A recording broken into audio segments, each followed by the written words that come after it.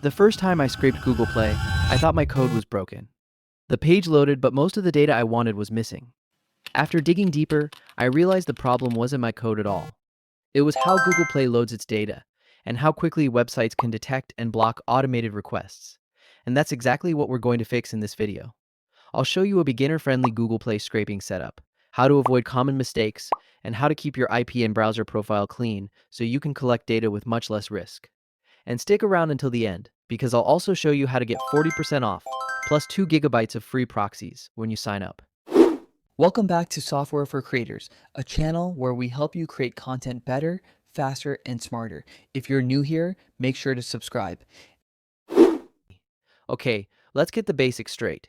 Scraping is simply collecting publicly available information from websites automatically, instead of manually copying and pasting everything yourself. In this example, we'll use Google Play and collect things like app names, ratings, download counts, developer information, and user reviews. This can be useful for market research, competitor analysis, trend tracking, lead generation, and other data-driven projects. One important thing though, always stick to publicly available information, respect a website's terms and policies, and avoid collecting personal data without a valid reason. So why did my first attempt fail? 2 reasons, both simple.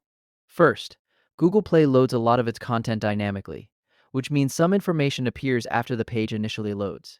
Second, Google Play is pretty aggressive when it comes to blocking automated requests. If too many requests come from the same IP address, you'll usually get blocked pretty quickly. Here's the plan. There are really 3 jobs. Scraping search results to get a list of apps, scraping each app's page for details, and scraping the reviews. So if you're seeing empty pages or missing data, it's usually one of those 2 problems. For the actual scraping, we'll use Python along with a few beginner-friendly libraries. Requests helps fetch web pages. Beautiful Soup helps extract the information we want. Pandas helps organize everything into spreadsheets and export files. Don't worry about memorizing any of this.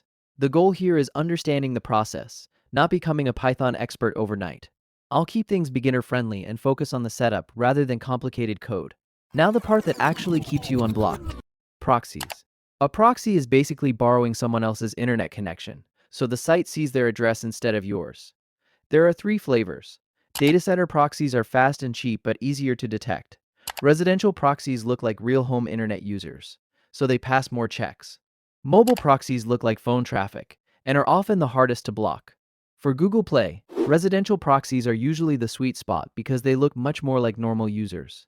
Quick real example. Imagine a marketer collecting contact information from app developer pages. Everything was running through a single cheap data center proxy at full speed. It worked at first, but about 20 minutes later every request started getting blocked. Simply switching to residential proxies and slowing the request down would have prevented the issue. Python and a few libraries do the scraping. Residential proxies help you look human. Now let's make your browser look human too. Now here's something a lot of beginners don't realize. Even if you're using proxies, websites can still identify your browser through something called a browser fingerprint. Think of it like a digital ID card. Things like your screen size, language, time zone, browser settings, and device details can all be used to identify you. That's where anti-detect browsers come in.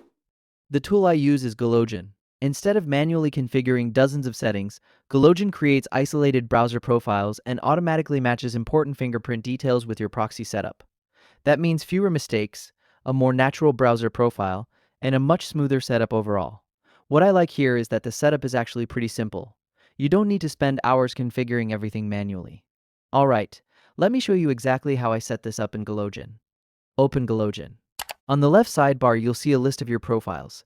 If you're new, it'll be empty. Click the Add Profile button. A new profile opens with default settings, and honestly, you can leave most of them alone. Find the Proxy section, choose Custom, and paste your proxy details. Save the profile. You'll see the profile appear in the list. Click Run and a fresh browser window opens. That's your clean browser profile ready to use. Before scraping anything, always test your setup. Open ifa.com and check whether your browser profile looks trustworthy. You're mainly looking for a clean residential IP, no WebRTC leaks, consistent browser fingerprint data. If everything looks good here, you're in a much better position before running your scraper. The reason this matters is simple. Google Play checks many of the same signals. If your setup looks trustworthy here, it's much more likely to behave properly during scraping. Quick example. An e-commerce researcher was tracking app prices and used a proxy, but skipped the IP check. A small browser leak was still exposing the real IP address behind the scenes.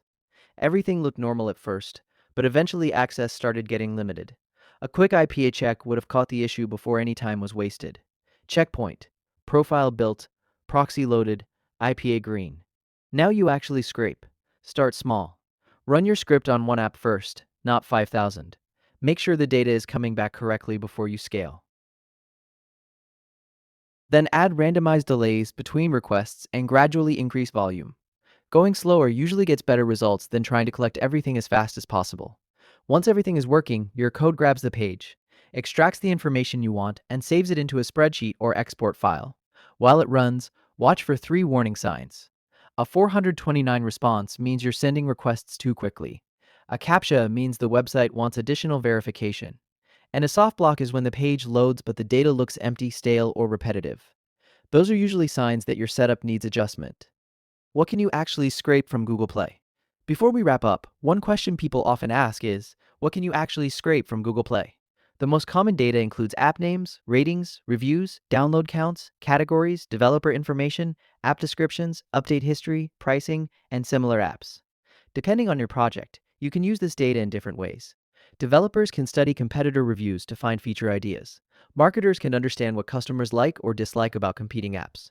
Businesses can track competitors, monitor trends, or collect market research much faster than doing it manually.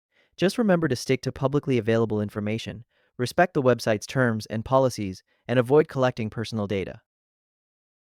Common beginner mistakes. Before you start your own scraping project, here are a few mistakes that are easy to avoid. First, don't try to scrape everything. Decide exactly what data you need before you start. It saves time and makes your project much easier to manage. Second, always test on a few pages first. Make sure your setup is working properly before scaling up to hundreds or thousands of requests. And finally, remember that collecting the data is only half the job. You'll usually need to clean it, remove duplicates, and organize it before it's actually useful.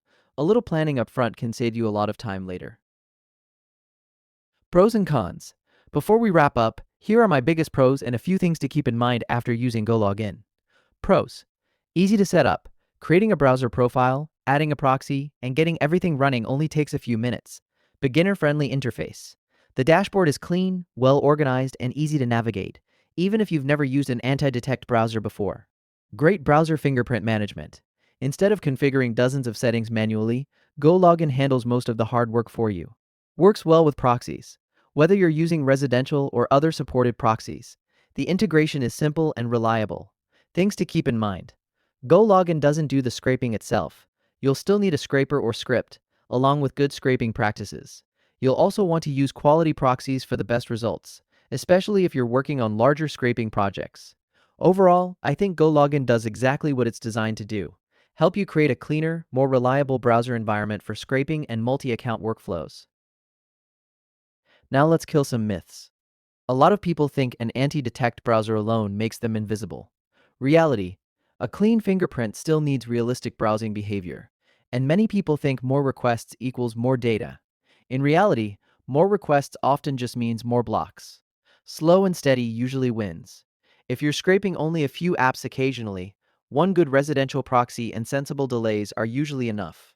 If you're scraping regularly, you'll want multiple profiles and rotating IPs so no single identity gets worn out.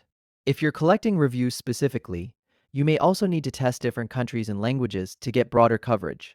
Quick decision rules. If you see 429 responses, slow down and rotate your IP. If you hit CAPTCHAs, reduce your speed and consider residential or mobile proxies. If IP shows leaks or mismatches, create a fresh profile before continuing. And if results look repetitive or empty, assume a soft block and change your setup. So, that's pretty much the complete setup. The biggest takeaway from this video is that successful web scraping isn't just about writing good code.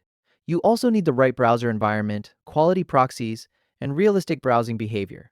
Without those, even a perfectly written scraper can quickly run into blocks, captchas, or missing data. That's where GoLogin really stands out.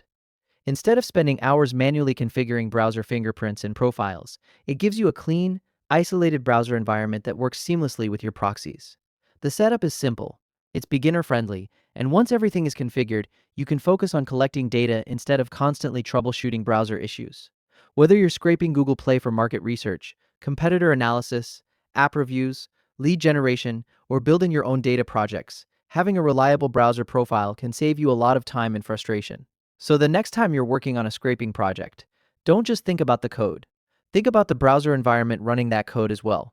It's one of those small things that can make a huge difference once you start scraping at scale. If you'd like to try GoLogin for yourself, I've left the link in the description and pinned comment below. You can start right now, and if you use my promo code SFCAI, you will get a flat 40% off, along with 2 gigabytes of free residential proxies. So just give it a try, test it with your own workflow, and see how much smoother your scraping projects become. Thanks for watching. If this video helped you even a little, hit like, subscribe, and comment what tool you want me to test next.